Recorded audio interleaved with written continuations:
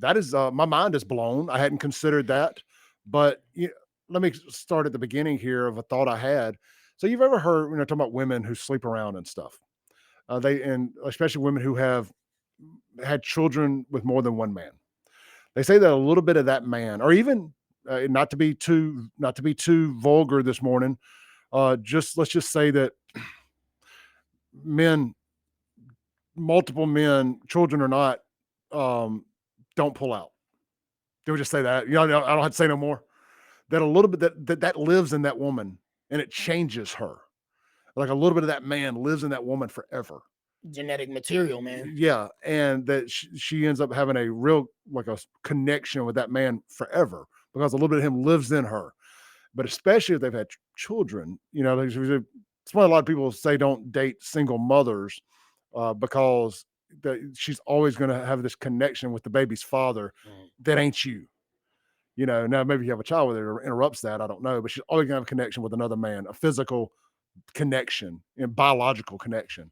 Well, if you believe that, and I believe some of that, I don't know how much of that I believe, but it makes sense. Looking at some of the women I've dated over the years, I could definitely believe that they had a very, very strong connection with baby's father that they just couldn't get rid of. With that said, I've dated some that didn't. But so to his point, there's a feminization of the American male here. And there's a lot of females that are very tomboyish, and instead of being tomboyish, we just go straight to, oh, they're actually a man. Yeah, that's actually a man. But I'm gonna focus on the man thing because I think that's more important. I'm not just worried about a few butchy females. They don't really they don't matter, so to say, one way or another. I mean that disrespectfully, but we need men to be men, damn it. A butchy female can still be a good mother and still be a good homemaker, can still be a good career woman, whatever. A feminine man is a nuisance to society, is really useless. A feminine man that's not strong, not anything, is not doing society any good. He is just a man playing a female's role, even if he's straight. He's just like, is he ready for war? No. I'll tell you, man. Is he a hunter-gatherer? It's a full-on, I think when you mix everything together, you've got the psyop, right? The absolute psyop that men can be women. They program this stuff into these children in schools. You've got the idea that we were talking about earlier with the fluoride, the removing the fathers from the home so that boys are raised by mothers, to your point from earlier, right? He has no male role model. It all results in a full-on feminization. And to his point, to the caller's point, we don't have any idea what's in those needles, man. We don't have any idea. Blindly trusting. We just, the same CDC that shoved the COVID agenda into everybody. And Bill Gates said in no uncertain terms, if we do a good job with reproductive health and with vaccines, we can lessen the population.